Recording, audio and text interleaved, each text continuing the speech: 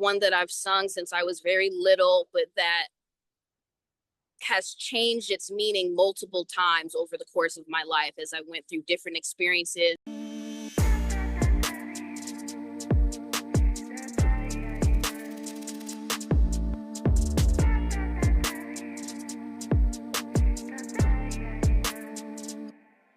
Welcome to Message Reveal.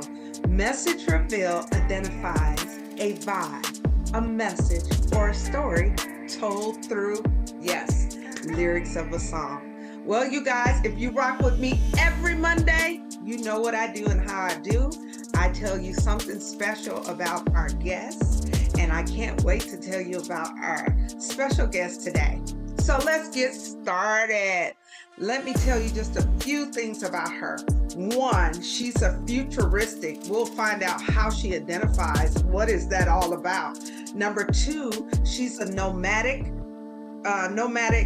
traveler. And last, but definitely not least, because she has a whole plethora of things on her list, she is a multidisciplinary artist. You guys, please put your hands together and welcome my beautiful guest, Miss Michelle Walker. Hello.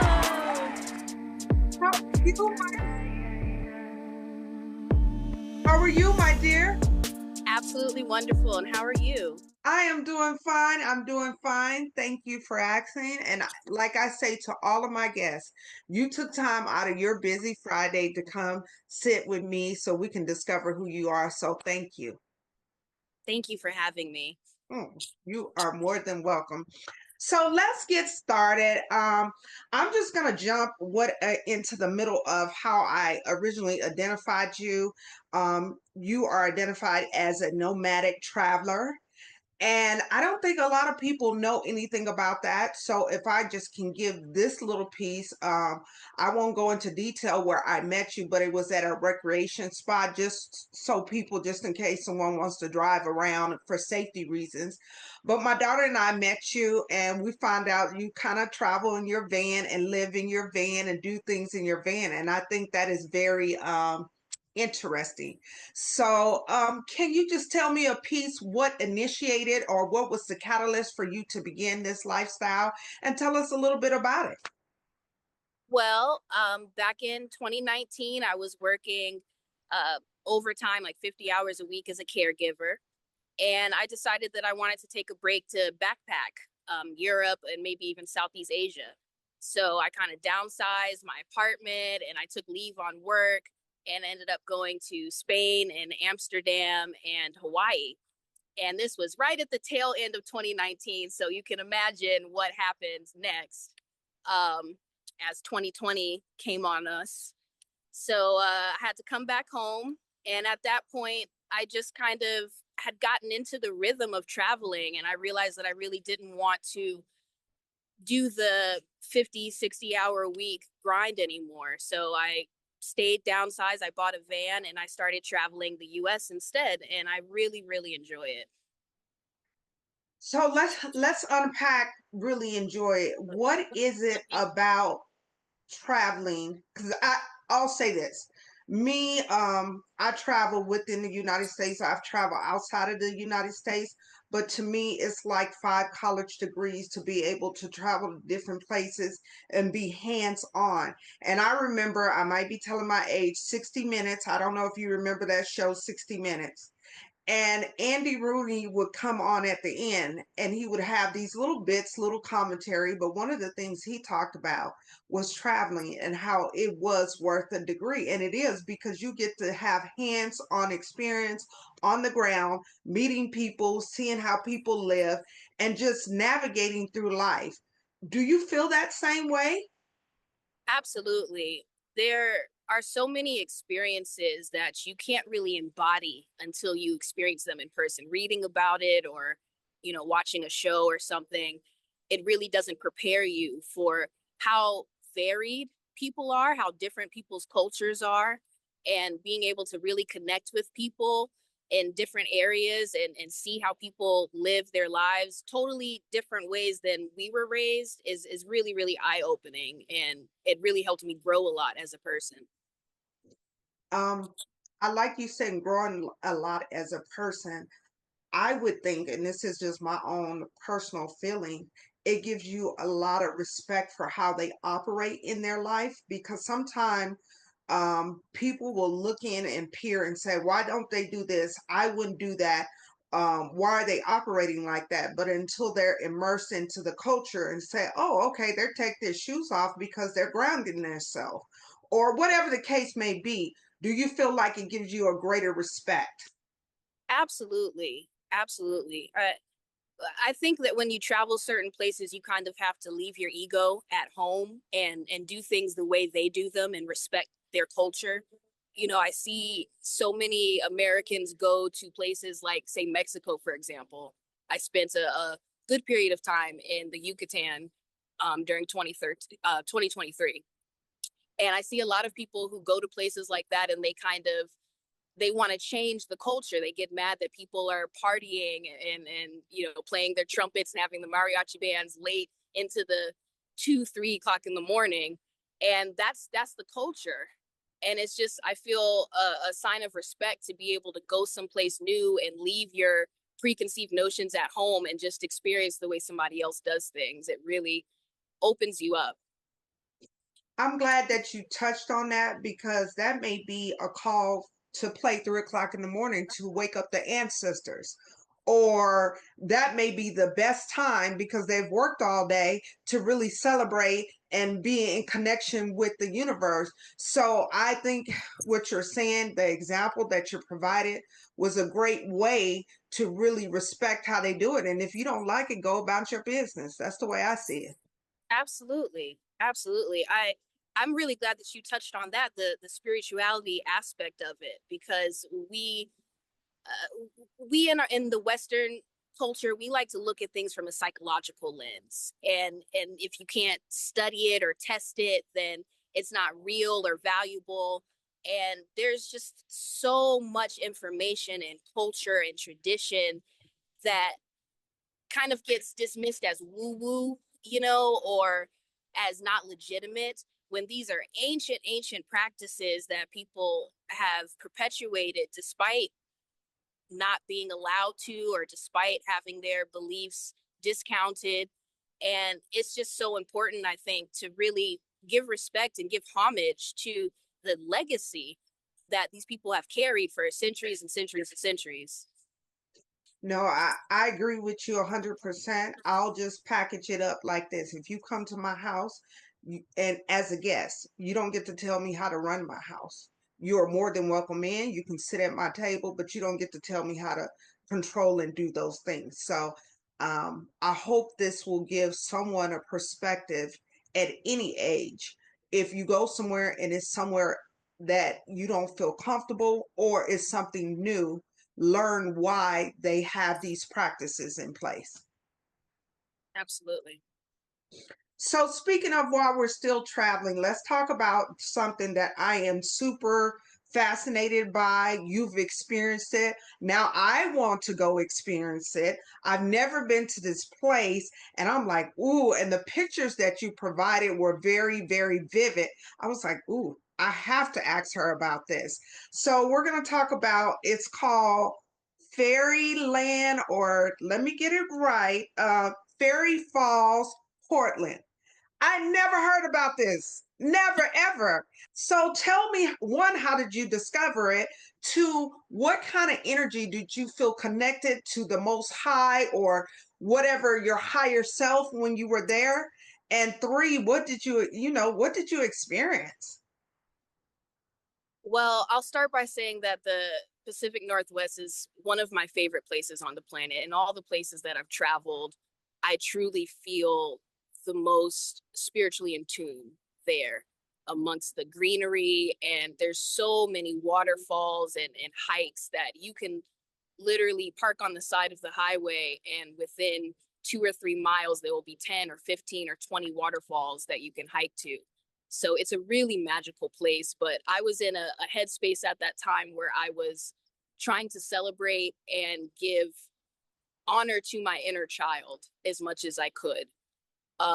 anything that kind of sparks my curiosity or sparks that sense of wonder within me, I was chasing that feeling. So when I saw Fairy Falls pop up on the map, I was like, this sounds like a magical place that I want to go and experience. And water, I think, is just one of the most transformative and healing things that you can visit in nature. Sitting by a body of water or watching flowing water and entering a meditative state is one of the practices that has helped keep me grounded, even amongst all of the tumultuousness of traveling and the things that can happen on the road. When I go find a body of water and sit by it and meditate and pray, that is when I feel most connected to source and to the most high. So I really appreciate any hike that involves water, but that particular one felt really magical because I really took the time to observe all of the animals and sit with the water and meditate with it.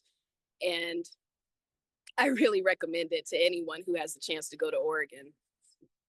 I am excited to put that on my list. Just doubling back about water, water in all forms, whether I'm taking a shower, I get mega ideas. When I am overwhelmed and I need to shut it down, I'm on my way to LA. But when I have to do it locally, we have little parts here and there that I won't really discuss that I can go sit by the water and it just does something for me.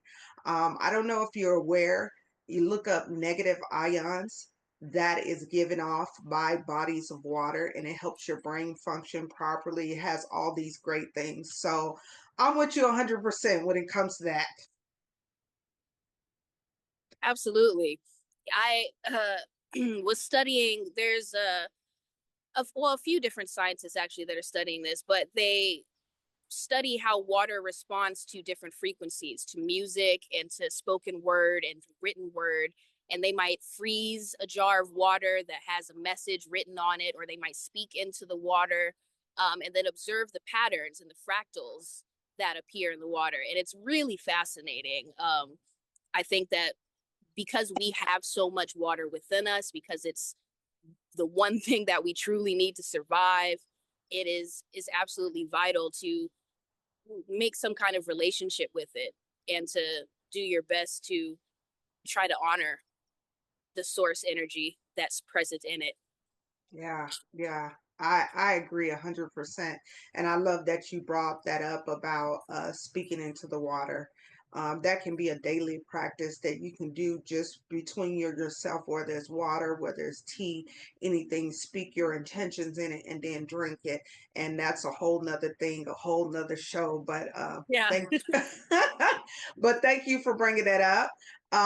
Speaking of, we're still going to stay on this traveling road. You know what? I'm going to backtrack and we're going to talk about music and then we'll get back into the traveling mode because I'm just so fascinated. I can ask you 1,000 questions regarding that.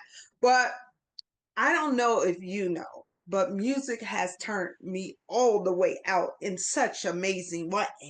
I love me some music. Music is, whoo, honey. So I say all of that to say if you can identify a song that has either blessed you, giving you perspective, or blessed perspective, or provided a lesson for you. Now, before you answer, there's a couple of rules to this. Are you ready? Yes. If you can sing, my dear, I need you to sing your throat box out. I was not prepared for this today. If you All right, can hold on. rap, if you can rap, I need you to come hard in the paint. I need you to come hard in the paint. But, but, if you cannot do either or, I need you to say it with passion. You know how they say in the streets, stand 10 toes down? I need Mm-hmm. to be able to feel whatever you're saying about that particular lyric. So I'll go back to my original question. Can you identify a song that you has either blessed you, provided perspective, excuse me, I don't know why I'm tongue tied today, or lesson?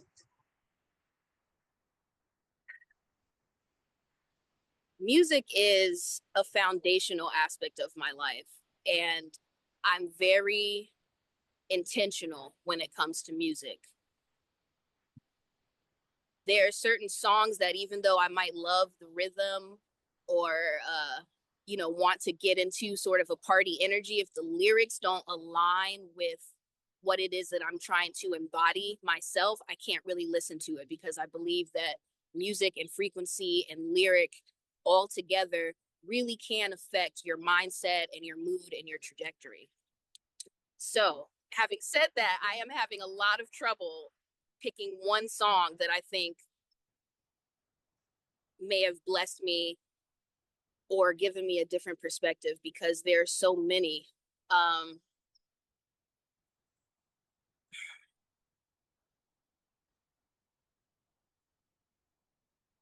this is what I'll pick.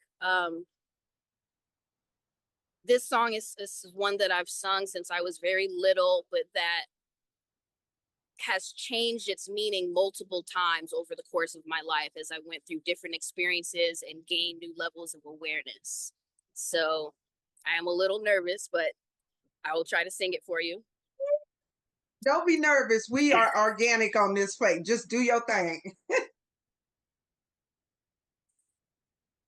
When all the world is a hopeless jumble and the raindrops tumble all around, heaven opens a magic land. When all the clouds open up the skyways, there's a rainbow highway to be found, leading straight to heaven's door, to a place beyond the stars, just a step beyond the rain. Somewhere over the rainbow, bluebirds fly. If birds fly over the rainbow, why, then why can't I? If happy little bluebirds fly beyond the rainbow, why, oh, why can't I? I didn't know you like you talking versus your tone of singing totally different. Go ahead, girl. What a beautiful song to pick, and you're right, it will always change depending on where you're at in your life. So I love that. Thank you for sharing that with me and my viewers. Now, I have to tell you, I have a visible pew up here, okay? You can't see them, I can't see them, but I refer to them. These people that we can't see, and we're speaking to their heart, their soul, their spirit in some form or fashion. And I believe that song that you chose initiated that. So thank you. Thank you. So let's get back. Let's talk about traveling again. Something that I just really identify in the last 2 years. I'll kind of go on my spiel and then we'll talk about why I'm saying this to you. I was not aware how fruitful America was with fruit all over the United States. Now, not to go into too much detail, but it was these powers that be that got together and they made sure those trees were either cut down or replaced by male trees that don't produce fruit. And with that being said, they did that for a system in place so people that want to say, hey, I don't want to tap into this particular matrix and may not want to live the life that everybody else, they were still able to maintain by eating fruit and just living their life how they choose to do. Now, let me say this, everybody has a choice and everybody is brought into this system to choose how they want to do it. But it was people in place that took that choice away. So I say all of that. I would like your perspective on it. But before that, I was so like, when I look, I was like, this woman has a map. If anybody goes to her website, and we'll make sure we have whatever her information in the description box, but she have a map provided where you can go and actually get fruit for free in public spaces, not on people personal property. So talk about that whole process and how you even identify and maybe speak to some of the things that I mentioned about the fruit and how these powers that be chop down these trees and made just more male trees, and that's why we have more allergies because they don't produce actually fruit. They produce flowers, which it should be fruits doing it. It needs to be a balance, and not saying the male tree shouldn't be there. We just, the balance has been thrown out of order. So speak to that. Absolutely. Um, this is a systemic problem that dates back to Jim Crow era, where our ancestors and indigenous ancestors who had taught themselves self-sufficiency through the ability to forage wild plants had that ability taken away from them with property being privatized and loitering laws and foraging anti-foraging laws coming into place to criminalize self-sufficiency and to force a reliance on a particular system. So now we're in a state where many of the natural and native plants and fruits that were available to our ancestors to subsist on are no longer available or are being completely overtaken by non-native and invasive species. We have food deserts all throughout the country where people don't have access to healthy grocery stores or healthy food, and they're forced to shop at, convenience stores. And when we have all throughout the country so many native and edible and delicious fruits and flowers and weeds even that are could be used as salads or cooked up or used medicinally, I think it's really a shame that more people don't have that information. So when I started van life and I was noticing, like, I'd be out on a hike and I'd see a patch of wild blackberries or some random plum looking kind of fruit, I would start studying these plants. I would get books, and there's an app called Seek that you can download and actually take pictures of plants and fruits, and it will identify it for you. And as I started learning more and more about what was around me, I started realizing just how many edible things are still growing out of the ground and available for us.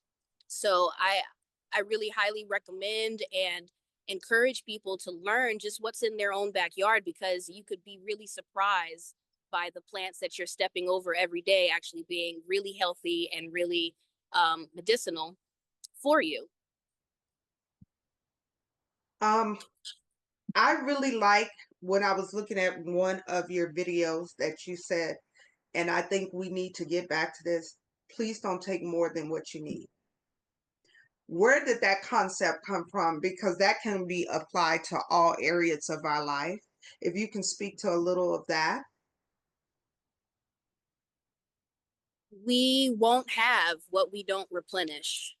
And I think part of our job here as humans on this planet is to live in a reciprocal and symbiotic relationship with the earth. And that's something that we've moved away from.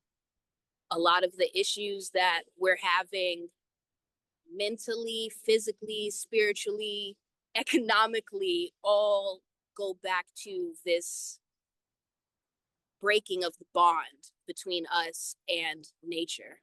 And so when you live in this reciprocal mindset, you might take some berries, but then spread their seeds elsewhere. You might see an invasive plant and uproot it so that a native one that benefits the ecosystem to a greater degree can flourish in its place. You're moving throughout the world with a sense of care and intention because the earth gives us everything. So we have to not abuse that relationship and give back and help her flourish so that she can help us live. This is the only planet that we have. Yes, yes. Well said. Definitely well said. And I think we all need those reminders to continue to give. I always say this, and this is a more on a spiritual level, that when you're tasked with fixing a plate for someone else, and you know they don't like potatoes, they don't like chicken, but you make their plate and you put potatoes and you put chicken on there and you say, here. you are also really spiritually making a play for yourself and not serving yourself in the right manner. So serve nature, serve it with love, and it will come back to serve you with love. That's the way I see it. So hope you didn't mind me saying that, but I had to get that part out. I 100% agree. Yes. So let's go back into our music boat with some beautiful water. We're on a boat and we don't even need paddles because the water is just taking us down memory lane. And the reason why I said down memory lane, I need you to think back when you were a child and you had the first opportunity to purchase a song that you wanted. Maybe you were working, maybe you had some money from the holiday, whatever, but you chose this song all by yourself without anybody influence. Can you identify a song? I was 9 years old, so I had no business purchasing either of these albums in hindsight. But there were actually two CDs that I purchased that were my first musical purchase on my own, and I had a CD Walkman. But it was Songs in A Minor by Alicia Keys and Can't Take Me Home by Pink. And I listened to those two albums like back to Wow. back to back. Wow. Now I know the song by Alicia Keys, Songs in A Minor. Well, that was the whole album, correct? Absolutely.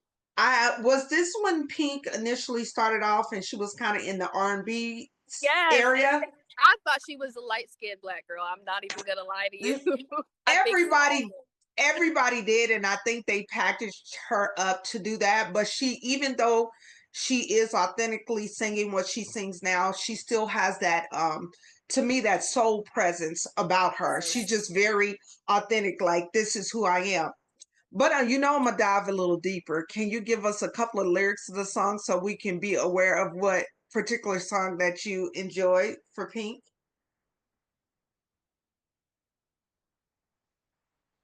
Well, the the first song on Songs in A Minor is sort of a interlude, where she's speaking over some piano, and she's kind of saying, no matter how long it takes, don't let anybody hold you back from achieving what it is that you know is within you, from what makes you great. And piano, playing piano has been something that I've been going back to over and over again since I was really little.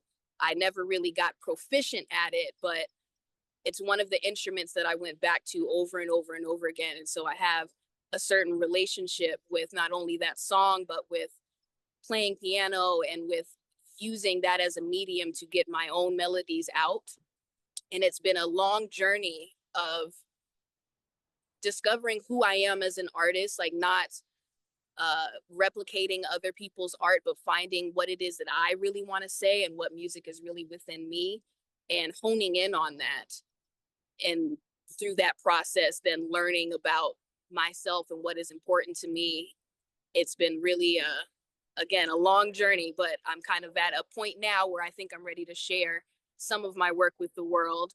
And I go back to a lot of those songs that I listened to as a child as sort of like a full circle moment of reminding me of all of the places that I've been and all of the things that I have embodied that have made me me. I like that. I definitely like that you use it. It's almost like I say music is also a source of counseling. And it sounds like you have been using that medium along with piano as to counsel and to get you where you need to go or where you see yourself going. Absolutely. Um, that's what I, going back to what I said about being really intentional about lyrics and with melody, there are times where I'll be in a certain headspace or a certain mood, and I could go for that sad song and allow it to exemplify or allow it to make my mood even deeper. But I will very intentionally choose to go for a song that gives me power and gives me energy and speaks life into me.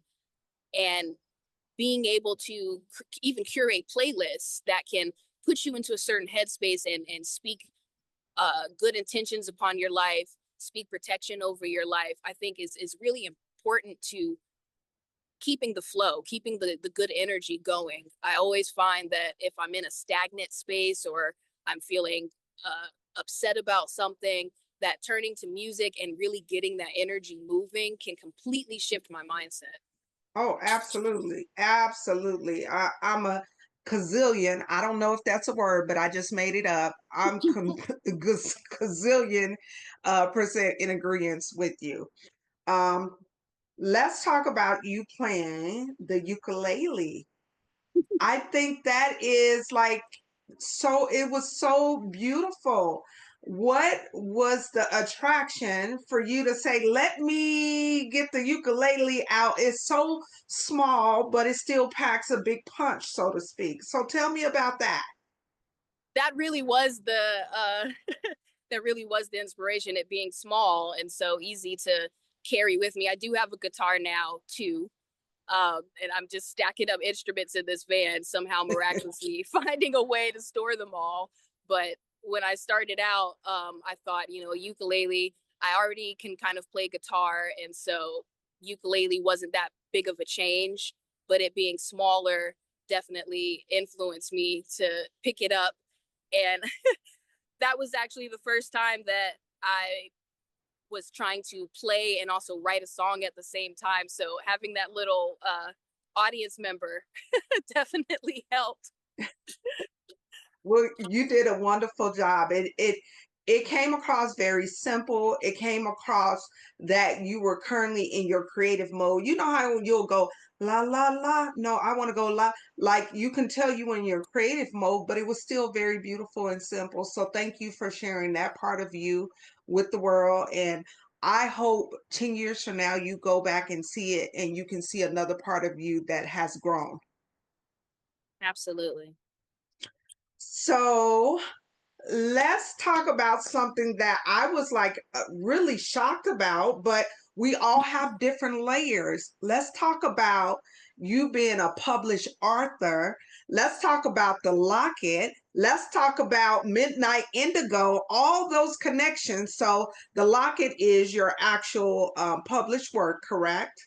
Yes, And Midnight Indigo is the publication that you work with, correct? correct. It is So, a, yeah. go ahead. No, no. So tell me some information about this whole experience. So Midnight and Indigo is a Black woman owned literary journal that publishes the voices of Black women across the diaspora. So it is focused on uplifting new and established Black women writers. And I was drawn to it because I've always been very intentional about where my art is showcased and that it aligns with my own morals and beliefs and experiences. Because I have been in spaces before where the people around me didn't really reflect my lived experiences. And so I believe as especially as an artist, being surrounded by like-minded peers is really helpful and helps you to not second guess yourself as much as you can in other spaces. The Locket was actually a story that I had written several years ago. Um, and I'm not really sure why, but something just said to pull it up again and go through it. And I edited it a little bit. And I came across Midnight and Indigo just on social media, just scrolling. I got suggested the ad and they were taking submissions. And so I submitted it and it was accepted. And it's the first time that I think I took my work seriously enough to put it out into the world in that way. And so to have it accepted and published and to have my work in a physical form that I can hold and look at really emboldened me to take it the next step further because I do have a lot of work that I've been working on over the years and putting down and then going back to. And so now I'm kind of in a headspace where I want to pull together all of my talents and create some sort of project that will reflect all of the multidisciplinary skills that I've picked up. I love that. I definitely love that. And speaking of the book, and you're saying that you're multidisciplinary, which I mentioned at the beginning, let's talk about this EP that you're working on. She's the singer, she's the songwriter, she's the producer. I'm not mad at you, okay? Because you know what you like, you know what you do. So just give me some, tell me about this. What was the catalyst for you to begin with to say, that's what I'm going to do? And then give me some more about it. Art is my primary focus and interest in life. And I think that kind of confuses people because they're like, well, what kind of art? You know, are you a painter? Are you this? Are you that? And it's the study of art as life. There are so many beautiful expressions of poetry, of painting, of movies, of music, of human expression to be experienced and to be embodied. And so seeking those things out and finding ways to express my emotions and my experiences in physical forms that can then inspire other people is something that is really important to me and something that I've been studying and seeking out throughout my life. And so I've just picked up a lot of different skills and hobbies as I've been studying other artists and been inspired by them. Um, this makes me think, do you think that this will be a lifelong pursuit for you because you do believe that art imitate life? I do. Um, yeah, I have changed so much over the last couple of years of traveling and kind of being unplugged from that matrix, as you put it, that I don't really see myself going back to the life I was living before, where my art and my expression of it was kind of a side hobby or just something that I did in my free time. I have uncovered so many things about myself in this time that I've been able to give myself to study and learn and create that I didn't really have the time to think too deeply about before. And so my personhood has shifted so much, and the way I think about things and the way I move through the world has shifted so much that I I see the value, the deep intrinsic value in not only taking that time to study the world and to be with all of the different cultures and people, but to study yourself. I agree. I think it's always a good time to study yourself because you will uncover something else every time that you didn't know about yourself. And I believe art, that's why it's so important. That's why sometimes it's not supported in the schools. In all forms are needed and necessary because it's a part of who we are. Absolutely. With that, being said, let's talk about at the very beginning, I introduced you as being a futuristic. How do you embody that? What made you say, this is who I am? Well, futurism is the idea that we are focusing on a future in which not only do we survive, but we thrive. Afrofuturism focuses specifically on the Black diaspora and the technological and spiritual advancement of us as a people as a whole. And so when I'm thinking about that, I'm thinking about the fact that, you know, franchises like Star Trek and Star Wars, they tend to have very, very few people of color represented at all. Even when you're representing a universe or multiple universes of all of these different species of different people and aliens, you will see, one or two or three people of color represented.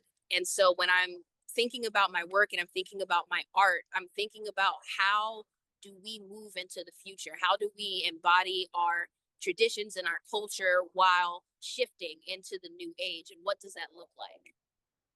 I think that's so dope, and I think we have always had a collective group that looked at things to, I say, to push the culture forward. In that way, to think like, okay, what will it be? Not just 10 years, not 20 years, 100 years from now. What will it be like? So I thank you for dwelling in that place, and please continue to shine in that place. Thank you. So we're gonna get it before we get into this last question I have about music. Please tell my audience anything you're working on, um, any social media handles you like to share, just whatever you have that you want to put out to the world.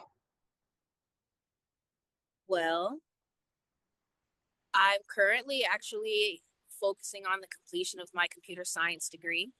So once that is done within the next couple of months or so, I will be going full steam ahead with releasing the next chapter of The Locket because it will be uh, a series. The story that was released in Midnight and Indigo is just sort of the first chapter, if you will. And I've been writing more to increase not only the story, but the world. And I'm excited to share about that. And I'm also working on the completion of my EP, which will be my debut album. And I'm very excited to share more about that, but it will be a little bit in the future before I'll be able to give more details. No, not a problem. And do you at all share any of your social media handles, or that's just kind of private for now until you start to do other things? Um, yeah, if you want to like put up a link for Yes. it, Okay. I'll make sure in the description box we have that link, and it'll take you directly to her page. And then if you like to communicate or, maybe ask her some questions on how dope she is, all those great things. Thank you for being kind and allowing the world to see who you are, because I'm one thing I do believe, that music connects us in all forms, but we have to showcase every part of who we are.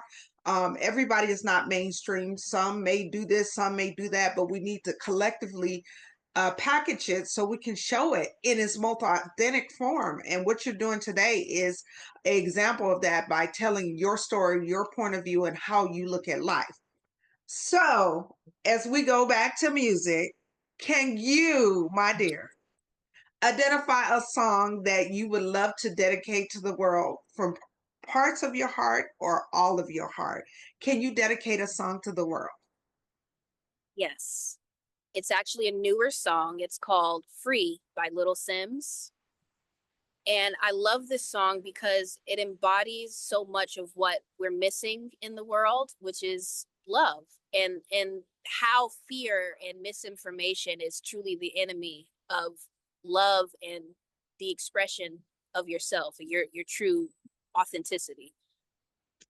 I'm gonna tap in and say, can you give us a little bit of the song lyrics? Can you sing? And if not sing, just tell us some of the lyrics. Um, well, it's a rap song, so part of it is talking about, I think, fear is holding your true self back. Fear is letting misinformation win. Fear is sitting in the shadows while people around you are looking for your light. And love is what will set us free. Love is what we really, really need to focus on and embody as a collective. Yes, I agree. Yay! And one more time, you said this is by Sims, Little Sims. Little Sims. Okay. I don't know if I know. Is that the young lady that's from Africa, and she does she has a really deep voice, but it comes out so melodic. I would say she's British, so she has a British accent. Um, but yeah, she's from Africa. She has like a British accent, and she raps, and she's got like a really melodic and sort of R&B soul gospel kind of backtrack to a lot of her songs that I really enjoy. Okay, this might be the person, but if not, you've taught me something because sometime I'm the teacher and sometime I'm the student. Today I'm the student, so thank you for teaching me. Um, I appreciate you coming on, telling your truth. Before we get out of here, I do talk about the journey and the destination, and I'm pretty sure you can relate. The journey is where we learn and where we grow. The destination is where we celebrate. Far too often we working, and we never celebrate. That's why we don't appreciate nothing. It is necessary to celebrate. We have to celebrate. But guess what? The key to it all is to get back into that journey so we can continue to learn, we continue to elevate, and then one day again, we'll get a chance to celebrate again. But with all that being said, when I have my men on, I salute them. With my women, I bow. So I bow to you, beautiful lady. Thank you so Oh, much for having me. you are more than welcome. Thank you for saying yes to me. And I'd like to give my guests always the last word. So, do you have any last words before we get out of here? I will just say thank you for approaching me and for your openness and authenticity. I really believe that it was serendipitous. I went out to that recreation area just on a whim, and you pulling up on me in the time that you did while I'm in this creative space has really been a word from the Most High. And so I really appreciate connecting with you, and I look forward to doing this again sometime. Oh, absolutely. I was going to extend that. So whenever you complete, because to me, completion is your pace, your race. And we really need to get that out to people because people are like, oh, you need to hurry up and do it. Guess what? I'm on my own time, my own clock. Now, I do believe when you're invited to places and it's a time frame you need to meet, you need to be professional enough to meet it. But I'm saying to you, I extend when the time comes, I would love for you to come back on and talk about your extension of the locket and your EP, and we can do this all over again in a different ways because there's many other things I wanted to talk to you about. So I thank you. I appreciate you. And as I say to all of my guests, because I'm a Las Vegas native, I'll see you out here in these Las Vegas streets. Absolutely. Bye.